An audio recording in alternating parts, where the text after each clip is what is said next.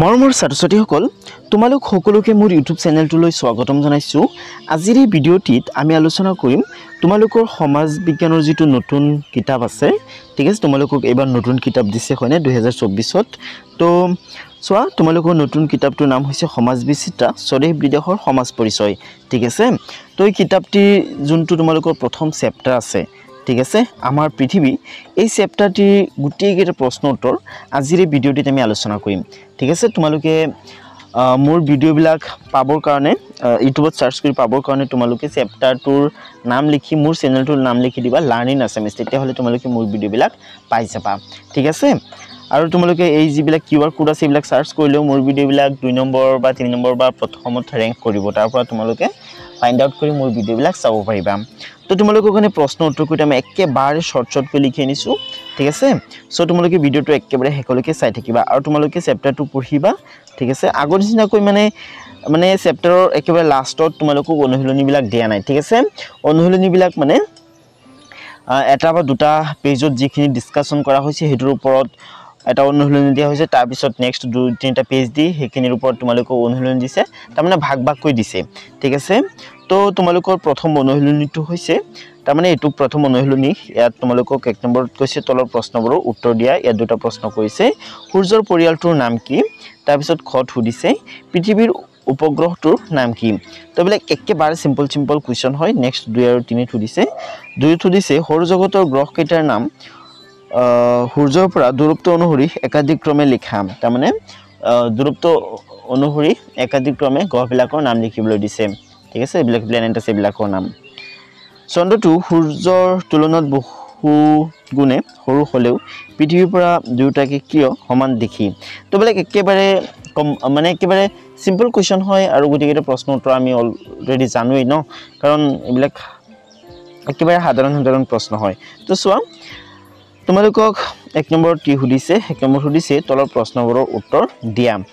তো প্ৰথম প্ৰশ্নটো হৈছে 1 নম্বৰৰ, সূৰ্যৰ পৰিয়ালটোৰ নাম কি। সূৰ্যৰ পৰিয়ালটোৰ নাম হৈছে সৌৰজগত, ঠিক আছে। তোমালোকে সৌৰজগত বুলি লিখিবা, অৰ্থাৎ সোলাৰ চিষ্টেম, ইংৰাজীত সোলাৰ চিষ্টেম বুলি কোৱা হয়। তাৰপিছত আছে খত দিছে পৃথিৱীৰ উপগ্ৰহটোৰ নাম লিখা। পৃথিৱীৰ উপগ্ৰহটোৰ নাম লিখিবলৈ দিছে। পৃথিৱীৰ উপগ্ৰহটোৰ নাম হৈছে মুন, ঠিক আছে, যাক আমি চন্দ্ৰ বুলি কওঁ, ঠিক আছে, বা চন্দ্ৰৰ যিবিলাক সমাৰ্থক শব্দ আছে সেইবিলাক তোমালোকে মোক কমেণ্ট কৰি জনাবাচোন, ঠিক আছে। চন্দ্ৰ আৰু বহুতকেইটা সমাৰ্থক শব্দ আছে, যেনেকৈ নেকি জোনবাই, চন্দ্ৰমামা, ঠিক আছে, এইবিলাক চন্দ্ৰৰ সমাৰ্থক শব্দ হয়। নেক্সট আছে 2 নম্বৰ, তোমালোকক দিছে সৌৰজগতৰ গ্ৰহকেইটাৰ নাম সূৰ্যৰ পৰা দূৰত্ব অনুসৰি একাধিক্ৰমে লিখা। তাৰমানে তোমালোকে জানাই যে সৌৰজগতৰ 8টা গ্ৰহ আছে ন। এই 8টা গ্ৰহ মানে সূৰ্যৰ পৰা কোনটো গ্ৰহ সূৰ্যৰ ওচৰত সেইটো গ্ৰহৰ নাম আগতে লিখিব লাগিব, তাৰপিছত যোনটো গ্ৰহ আছে সেইটো গ্ৰহৰ নাম তাৰপিছত লিখিব লাগিব। তেনেকৈ মানে চিৰিয়েলি তোমালোকক নামবিলাক লিখিবলৈ দিছোঁ দূৰত্ব অনুসৰি, ঠিক আছে। তো তোমালোকে এইদৰে লিখিবা, সূৰ্যৰ পৰা দূৰত্ব অনুসৰি গ্ৰহবোৰৰ নাম হ'ল বুধ গ্ৰহটো একেবাৰে সূৰ্যৰ ওচৰত আছে, তাৰপিছত শুক্ৰটো আছে, তাৰপিছত আছে পৃথিৱী, তাৰপিছত আছে মংগল, তাৰপিছত বৃহস্পতিটো আছে, তাৰপিছত শনি, তাৰপিছত ইউৰেনাছ আৰু একেবাৰে শেষত আছে নেপচুন, ঠিক আছে। মোৰ ষ্টুডেণ্টছ, তোমালোকে এইদৰে ধুনীয়াকৈ লিখি ল'বা 2 নম্বৰ উত্তৰটো। তাৰপিছত 3 তোমালোকক দিছে যে চন্দ্ৰটো সূৰ্যৰ তুলনাত বহু গুণে সৰু হ'লেও পৃথিৱীৰ পৰা দুয়োটাকে কিয় সমান দেখিম। তো তোমালোকে সদায় এটা কথা মনত ৰখাই থৈ দিবা যে বস্তু আমি এটা যিমান ওচৰৰ পৰা দেখিম সিমানেই বস্তুটোক ডাঙৰ দেখিম, আৰু যিমান দূৰৰ পৰা দেখিম সিমানেই বস্তুটোক আমি সৰু দেখিম। উদাহৰণস্বৰূপে ওপৰেদি উৰি যোৱা এৰোপ্লেন এটাক যেতিয়া আমি দেখোঁ তেতিয়া এটা চৰাইৰ সাইজত দেখোঁ, হয়নে, কিন্তু এৰোপ্লেন এটা তেনেকুৱা হয়নে, নহয়, বহুত ডাঙৰ হয়, কিন্তু আমি দূৰৰ পৰা দেখোঁ, সেইকাৰণে ইয়াৰ আকৃতি নহয়, বেছিকেলি আকাৰক আমি একেবাৰে সৰু দেখোঁ। সো তোমালোকে ইয়াৰ উত্তৰত লিখিবা, চন্দ্ৰটো সূৰ্যৰ তুলনাত বহু গুণে সৰু যদিও পৃথিৱীৰ যথেষ্ট ওচৰত থকা বাবে পৃথিৱীৰ পৰা চন্দ্ৰ আৰু সূৰ্য দুয়োটাকে আকাৰত প্ৰায় সমান দেখি, ঠিক আছে। আশা কৰোঁ তোমালোকে প্ৰশ্নটো বুজি পাইছা। এতিয়া ব'লা নেক্সট কি আছে চাওঁ। নেক্সট যিটো তোমালোকৰ 2 নম্বৰ অনুশীলনী আছে সেইটো দিছে। তো 2 নম্বৰ অনুশীলনীৰ 1 নম্বৰ তোমালোকক দিছে তলৰ প্ৰশ্নবোৰৰ উত্তৰ দিয়া। এই প্ৰশ্নকেইটাৰ উত্তৰ তোমালোকক দিবলৈ দিছে। চোৱাচোন কি কৈছে, বৃহৎ পৃথিৱীৰ ক্ষুদ্ৰ আৰ্হিটো কি, তাৰপিছত খত দিছে পৃথিৱীৰ পৰিধি কিমান তাৰপিছত গত দিছে পৃথিৱীয়ে কোন দিশৰ পৰা কোন দিশলৈ ঘূৰে তাৰপিছত দিছে পৃথিৱীৰ মেৰুদণ্ড কাক বোলে তাৰপিছত 2 নম্বৰ দিছে পৃথিৱীৰ দুই মেৰু আৰু বিহুব ৰেখা দেখুৱাই এটা গোলকৰ ছবি আঁকা তো মৰমৰ ষ্টুডেন্টস তোমালোকৰ কাৰণে প্ৰশ্ন উত্তৰ কেইটা মই লিখি থৈছো তোমালোকে এদৰে লিখিব লাগিব সোৱা 1 নম্বৰৰ কোড তোমালোকক কি সুধিছে যে বৃহৎ পৃথিৱীৰ ক্ষুদ্ৰ আৰ্হিটো কি তো বৃহৎ পৃথিৱীৰ যেটো ক্ষুদ্ৰ আৰ্হি হেতু হৈছে গোলক ঠিক আছে গোলকত মানে গুটেই পৃথিৱীখনক সৰুকৈ দেখুৱা হয় আৰু ঠিক আছে পৃথিৱীখনত যিমান কিটা দেশ আছে যিমান কিটা সাগৰ মহাসাগৰ আছে যিমান কিটা কন্টিনেন্ট আছে ঠিক আছে এই সকলো বিলাকক মানে সৰুকৈ দেখুৱা হয় সেই কাৰণে কোৱা হৈছে যে বৃহৎ পৃথিৱীৰ ক্ষুদ্ৰ যেটো আৰ্হি হেতু হৈছে গোলক নেক্সট আছে খ তোমালোকক দিছে পৃথিৱীৰ পৰিধি কিমান তো ইয়াৰ উত্তৰ তোমালোকে লিখিবা পৃথিৱীৰ পৰিধি হ'ল প্ৰায় 40000 কিলোমিটাৰ ওকে নেক্সট আছে পৃথিৱীয়ে কোন দিশৰ পৰা কোন দিশলৈ ঘূৰে পৃথিৱীয়ে কোন দিশৰ পৰা কোন দিশলৈ ঘূৰে পৃথিৱীয়ে পশ্চিম দিশৰ পৰা পূব দিশলৈ ঘূৰে সেই কাৰণে বেলি পূব ফালে উদয় হয় ঠিক আছে তো উত্তৰ লিখিবা পৃথিৱীয়ে পশ্চিম দিশৰ পৰা পূব দিশলৈ ঘূৰে তাৰ পিছত 6 নম্বৰ তোমালোকক দিছে পৃথিৱীৰ মেৰুদণ্ড কাক বোলে কি কৈছে পৃথিৱীৰ মেৰুদণ্ড কাক বোলে তো এৰ উত্তৰ লিখিবা পৃথিৱীৰ কেন্দ্ৰৰে উত্তৰ মেৰু আৰু দক্ষিণ মেৰু সংযোগ কৰি এডাল ৰেখা কল্পনা কৰা হৈছে এই ৰেখাডালকে পৃথিৱীৰ মেৰুদণ্ড বোলে উদাহৰণস্বৰূপে ধৰি লোৱা এটো পৃথিৱী ঠিক আছে পৃথিৱীৰ কেন্দ্ৰৰে এটা ৰেখা কল্পনা কৰা হৈছে কুমেৰু আৰু হুমেৰু সংযোগ কৰি এই যেটো ৰেখা এই ৰেখাডালকে পৃথিৱীৰ মেৰুদণ্ড বুলি কোৱা হয় ঠিক আছে এটো কিন্তু কাল্পনিক ৰেখা হয় আৰু ঠিক আছে তাৰ পিছত চোৱা 2 নম্বৰ দিছে পৃথিৱীৰ দুই মেৰু আৰু বিষুৱ ৰেখা দেখুৱাই এটা গোলকৰ ছবি আঁকা তোমালোকক কি কৈছে যে পৃথিৱীৰ দুই মেৰু আৰু বিষুৱ ৰেখা দেখুৱাই এটা গোলকৰ ছবি আঁকিবলৈ দিছে তো তোমালোকে উত্তৰত লিখিব লাগিব যে এটো ছবি তোমালোকে উত্তৰটোত লিখি দিবা ঠিক আছে এটো পৃথিৱীৰ ছবি হয় ঠিক আছে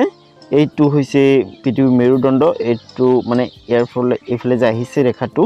এটো কাল্পনিক ৰেখা হয় আৰু এটো পৃথিৱীৰ মেৰুদণ্ড হয় ঠিক আছে ইফালে অলপ ওলাই আছে ইফালে অলপ ওলাই আছে হয়নে তো এটো হৈছে উত্তৰ মেৰু বা হুমেৰু আৰু এটো হৈছে দক্ষিণ মেৰু বা কুমেৰু ঠিক আছে আৰু এনেকি যেটো কাল্পনিক ৰেখা গৈছে এটো হৈছে বিষুৱ ৰেখা কি বিষুৱ ৰেখা এই ৰেখাডাল হৈছে বিষুৱ ৰেখা তো বলা আমি নেক্সট কি আছে চাও নেক্সট আছে অনুশীলনী 3 অনুশীলনী 3 ৰ 1 নম্বৰ দিছে তলৰ প্ৰশ্নবোৰ উত্তৰ দিবলৈ কত কৈছে অক্ষৰেখা কাক বোলে কত কৈছে বিষুৱ ৰেখাৰ কৌণিক মান কিমান তাৰ পিছত গত দিছে হুমেৰু আৰু কুমেৰুৰ কৌণিক মান কিমান তাৰ পিছত 2 নম্বৰ তোমালোকক দিছে বিষুৱ ৰেখাৰ বিষয়ে বৰ্ণনা কৰা তাৰ পিছত 3 তোমালোকক দিছে এটা গোলকৰ ছবি আঁকি তাত প্ৰদান অক্ষৰেখা কেইডাল দেখুৱা তো বলা আমি প্ৰশ্ন উত্তৰ কেইটা এটা এটা কৈ আলোচনা কৰো তোমালোকক কত কি দিছে 1 নম্বৰৰ কত যে অক্ষৰেখা কাক বোলে ইয়াৰ উত্তৰ তোমালোকে লিখিব লাগিব যে বিষুৱ ৰেখাৰ সমান্তৰালকৈ ক্ৰমে উত্তৰলৈ আৰু দক্ষিণলৈ কিছুমান বৃত্তাকাৰ ৰেখা অংকন কৰা হৈছে এই ৰেখাবোৰকে অক্ষৰেখা বোলে কি কৈছে যে বিষুৱ ৰেখাৰ সমান্তৰালকৈ ক্ৰমে উত্তৰলৈ আৰু দক্ষিণলৈ কিছুমান বৃত্তাকাৰ ৰেখা কল্পনা কৰা হৈছে এই যিবিলাক ৰেখা আছে এই ৰেখাবোৰকে অক্ষৰেখা বুলি কোৱা হয় ঠিক আছে মৰমৰ ছাত্ৰ-ছাত্ৰীসকল তো তোমালোকে এইদৰে ধুনীয়াকৈ উত্তৰটো লিখি লবা তাৰ পিছত আছে খত কি দিছে চোৱা বিষুৱ ৰেখাৰ কৌণিক মান কিমান ইয়াৰ উত্তৰ তোমালোকে লিখিবা বিষুৱ ৰেখাৰ কৌণিক মান 0 ডিগ্ৰী ঠিক আছে বিষুৱ ৰেখাৰ কৌণিক মান হৈছে 0 ডিগ্ৰী কাৰণ এই পৃথিৱীৰ কেন্দ্ৰৰ মাজেৰে যায় ঠিক আছে তাৰ পিছত আছে গত দিছে হুমেৰু আৰু কুমেৰুৰ কৌণিক মান কিমান তো ইয়াৰ উত্তৰ তোমালোকে লিখিব লাগিব ছাত্ৰ-ছাত্ৰীসকল যে হুমেৰুৰ কৌণিক মান হ'ল 90 ডিগ্ৰী উত্তৰ আৰু কুমেৰুৰ কৌণিক মান হ'ল 90 ডিগ্ৰী দক্ষিণ তাৰ পিছত আছে কি 2 নম্বৰ তোমালোকক দিছে যে বিষুৱ ৰেখাৰ বিষয়ে বৰ্ণনা কৰা তোমালোকক বিষুৱ ৰেখাৰ বিষয়ে বৰ্ণনা কৰিবলৈ দিছে সোৱা কি কৈছে যে মানে উত্তৰটো তোমালোকে এটো লিখিবা আৰু যে আমাৰ পৃথিৱীৰ উপৰিভাগৰ দুয়ো মেৰুৰ পৰা সমদূৰত পূবা পশ্চিমাকৈ এডাল ৰেখা কল্পনা কৰি লোৱা হৈছে এই ৰেখাডালকে বিষুৱ ৰেখা বুলি কোৱা হয় এই ৰেখাডালে পৃথিৱীখনক সমানে দুভাগত ভাগ কৰিছে ইয়াৰ উত্তৰ অংশক উত্তৰ গোলাৰ্ধ আৰু দক্ষিণ অংশক দক্ষিণ গোলাৰ্ধ বোলা হয় ঠিক আছে তাৰ পিছত লিখিবা বিষুৱ ৰেখাৰ অন্য এক নাম হ'ল নিৰক্ষৰ ৰেখা বিষুৱ ৰেখাৰ কৌণিক মান হ'ল 0 ডিগ্ৰী অৰ্থাৎ 0 ডিগ্ৰী অক্ষাংশ ঠিক আছে সো তোমালোকে এই ধুনিয়াকৈ উত্তৰটো লিখি ল'ব লাগিব তো এতে তিনিত চোৱা তিনিত তোমালোকক কি কৈছে চোৱাচোন ইয়াত তোমালোকক কৈছে এটা গোলকৰ ছবি আঁকি তাত প্ৰদান অক্ষৰেখা কেইডাল দেখুৱা তো তোমালোকক প্ৰথমে এটা গোলকৰ ছবি আঁকিবলৈ দিছে তোমালোকে গোলক এটা ছবি এদৰা আঁকিবা ইয়াত যেনেকৈ দিয়া আছে ঠিক আছে বৃত্তাকাৰো আঁকিব পাৰা ঠিক আছে একো প্ৰবলেম নাই একচুয়ালি পৃথিৱী যেটো গোলক হেতু বৃত্তাকাৰ নহয় ঠিক আছে তোমালোকে বৃত্তাকাৰ আঁকিব পাৰা একো প্ৰবলেম নাই তো গোলক আঁকি তোমালোকে এদৰা এটা হেৰি লিখিবা লাইন ড্ৰ কৰিবা ঠিক আছে এটো হ'ব বিষুৱ ৰেখা আৰু এনেদৰে তোমালোকে এটা লাইন ড্ৰ কৰিবা এটো হ'ব কৰ্কটক্ৰান্তি ৰেখা আৰু ইফালে এটা লাইন ড্ৰ কৰিবা এনেকে অলপ কাৰ্ভ ৰাখি এটো হ'ব মকৰক্ৰান্তি ৰেখা ঠিক আছে এইখিনি হৈছে কুমেৰু বৃত্ত এইখিনি হৈছে হুমেৰু বৃত্ত এইখিনি হৈছে কুমেৰু এইখিনি হৈছে হুমেৰু ঠিক আছে কৰ্কটক্ৰান্তি ৰেখাডাল 43 ডিগ্ৰী উত্তৰ অক্ষাংশত আছে আৰু মকৰক্ৰান্তি ৰেখাডাল 43 ডিগ্ৰী দক্ষিণ অক্ষাংশত আছে ঠিক আছে তো তোমালোকে এটো ধুনিয়াকৈ লিখিবা আই হোপ তোমালোকে বুজি পাইছা ওকে তো উত্তৰবিলাক একেবাৰে শৰ্ট হয় হয়নে উত্তৰবিলাক চাই তোমালোকৰ কেনে লাগি আছে তোমালোকে মোক কমেন্ট কৰি জনাই থাকা আৰু তোমালোকে কোৰ পৰা মোৰ ভিডিও চাই আছা হেতু মোক কমেন্ট কৰি জনাবা ঠিক আছে এটো ভিডিও জনাব নোৱাৰিলে বেলেগ ভিডিওত গৈ জনাবা আৰু এটোৰ কমেন্ট বক্স অফ থাকিব পাৰে ঠিক আছে এটো ক্লাস 6 ৰ কাৰণে এটো ভিডিও বনাই আছো ওকে মেড ফৰ কিডছৰ যেটো সেটিং হেতু অন কৰি থব লাগিব নহলে একো প্ৰবলেম হ'ব পাৰে এইবিলাক তোমালোকে বুজি নাপাবা তোমালোকে কমেন্ট বক্স যদি অফ থাকে তেতিয়ালে বেলেগ ভিডিওত গৈ মোক কমেন্ট কৰিবা যদি কিবা সুধিব লগা থাকে আৰু যদি কিবা জনাব লগা থাকে ঠিক আছে সোৱা 6 নম্বৰ অনুশীলনী তোমালোকক দিছে যে তলৰ প্ৰশ্নবোৰৰ উত্তৰ দিয়া তলৰ প্ৰশ্নবোৰৰ উত্তৰ দিবলৈ কৈছে যে দ্ৰাঘিমা ৰেখা কাক বোলে ঘট দিছে দ্ৰাঘিমাংশ কি গত দিছে পৃথিৱীৰ পূব আৰু পশ্চিম এই দুয়ো দিশে মুঠ কিমানডাল দ্ৰাঘিমা ৰেখা কল্পনা কৰা হৈছে নেক্সট আছে মুখ্য দ্ৰাঘিমা ৰেখা কাক বোলে তাৰ পিছত 2 নম্বৰ দিছে দ্ৰাঘিমা ৰেখাৰ বিষয়ে বৰ্ণনা কৰা তিনি দিছে অক্ষৰেখা আৰু দ্ৰাঘিমা ৰেখাৰ মাজৰ পাৰ্থক্য লিখিবলৈ ঠিক আছে তো মৰমৰ ছাত্ৰ-ছাত্ৰীসকল বলা আমি এটা এটা কৈ প্ৰশ্ন উত্তৰ আলোচনা কৰো তো চোৱা তোমালোকে তোমালোকক যেটো 1 নম্বৰত দিছে হেতু হৈছে তলৰ প্ৰশ্নবোৰৰ উত্তৰ দিবলৈ কৈছে আৰু 1 নম্বৰত 4 নম্বৰৰ অনুশীলনীৰ কৈছে কত কৈছে যে দ্ৰাঘিমা ৰেখা কাক বোলে তো ইয়াৰ উত্তৰ তোমালোকে লিখিবা যে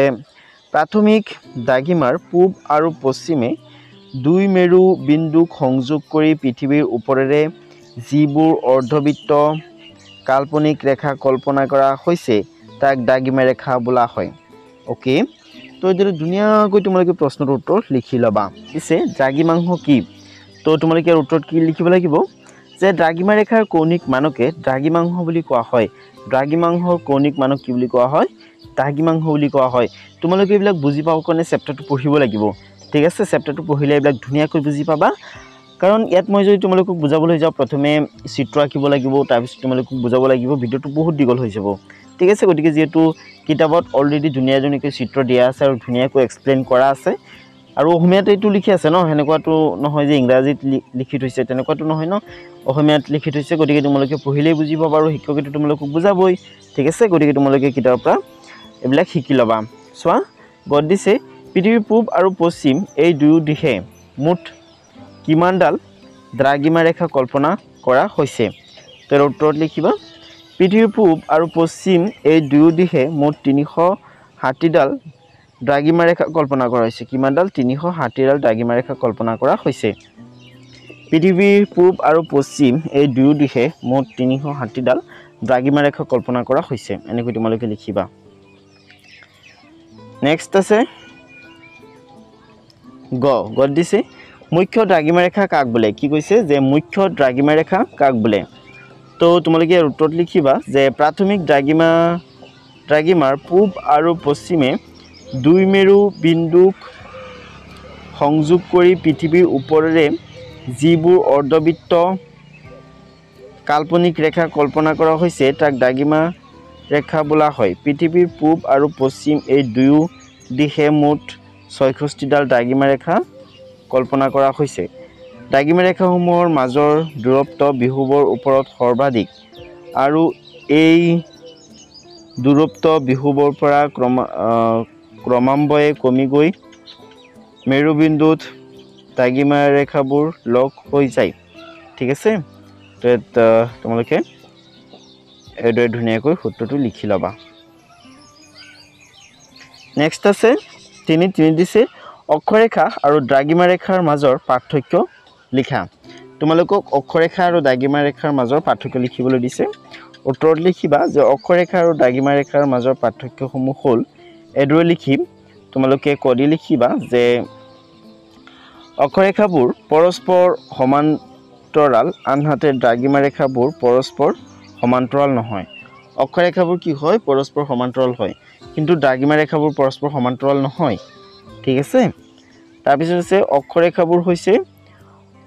পূৰ্ণবৃত্ত আনহাতে দ্ৰাঘিমা ৰেখাবোৰ হৈছে অৰ্ধবৃত্ত ঠিক আছে কি কৈছে অক্ষৰেখাবোৰ হৈছে পূৰ্ণবৃত্ত আৰু যিবিলাক দ্ৰাঘিমা ৰেখা আছে সেইবিলাক হৈছে অৰ্ধবৃত্ত এইদৰে তোমালোকে ইহঁতৰ মাজৰ পাৰ্থক্যখিনি লিখিবা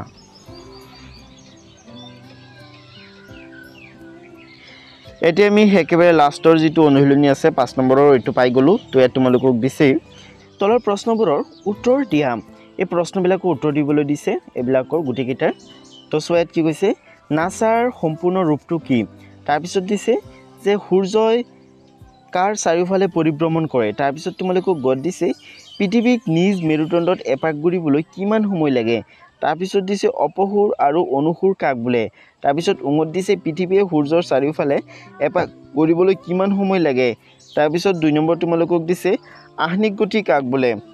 ইয়াৰ দুটা ফলাফল লিখা তাৰ পিছত 3 দিছে বাৰ্ষিক গতি কাক বোলে ইয়াৰ দুটা ফলাফল লিখা তাৰ পিছত 4 তোমালোকক দিছে পৃথিৱীৰ দুটা ভিন্ন অঞ্চলত কিয় একে সময়তে দিন ৰাতি নহয় তো মৰমৰ ছাত্ৰ-ছাত্ৰীসকল এইবিলাক প্ৰশ্ন বহুত ইম্পৰ্টেন্ট হয় তোমালোকক পৰীক্ষাত সুধিব তো বলা আমি প্ৰথমৰ পৰা গুটেই প্ৰশ্নটো আলোচনা কৰোঁ তো 1 নম্বৰ তোমালোকক দিছিলে কি তলৰ প্ৰশ্নবোৰৰ উত্তৰ দিবলৈ তো 1 নম্বৰ কোড তোমালোকক দিছে নাসাৰ সম্পূৰ্ণ ৰূপটো কি তো তোমালোকে উত্তৰত লিখিবা নাসাৰ সম্পূৰ্ণ ৰূপটো হ'ল national aeronautics and space administration ঠিক আছে এদৰে তোমালোকে ধুনীয়াকৈ লিখিবা নাসাৰ সম্পূৰ্ণ ৰূপ বা নাসাৰ ফুল ফৰ্ম তাৰ পিছত 2 নম্বৰ বা খত তোমালোকক কি দিছে যে সূৰ্যই কাৰ চাৰিওফালে পৰিভ্ৰমণ কৰে তেৰ উত্তৰ তোমালোকে লিখিব লাগিব সূৰ্যই নিজ কক্ষপথৰে হাতীপতি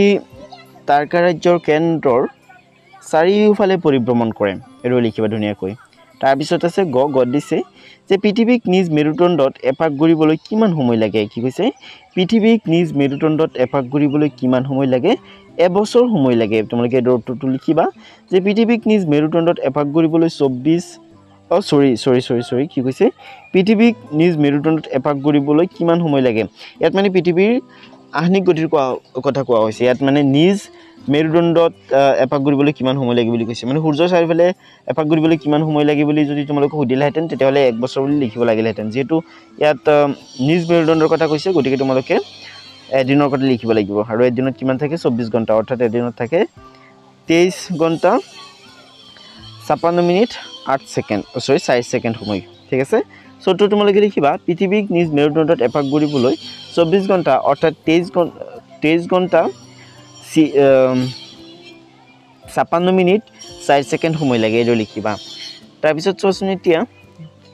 গদ দিছে অপহুৰ আৰু অনুহুৰ কাক বোলে কি কৈছে অপহুৰ আৰু অনুহুৰ কাক বোলে তো তোমালোকে উত্তৰত লিখিবা যে পৃথিৱীয়ে সূৰ্যক প্ৰদক্ষিণ কৰি থাকোতে 4 জুলাইৰ দিনাখন পৃথিৱীয়ে সূৰ্যৰ পৰা আটাইতকৈ দূৰত অৱস্থান কৰে পৃথিৱীৰ এই অৱস্থানক অপহুৰ বোলে আনহাতে পৃথিৱীয়ে সূৰ্যক প্ৰদক্ষিণ কৰি থাকোতে 3 জানুৱাৰীৰ দিনাখন পৃথিৱীয়ে সূৰ্যৰ আটাইতকৈ ওচৰত অৱস্থান কৰে পৃথিৱীৰ এই অৱস্থানক অনুহুৰ বোলে ঠিক আছে আশা কৰো তোমালোকে এইখিনি বুজি পালা নেক্সট আছে তোমালোকক দিছে পৃথিৱীয়ে সূৰ্যৰ চাৰিওফালে এপাক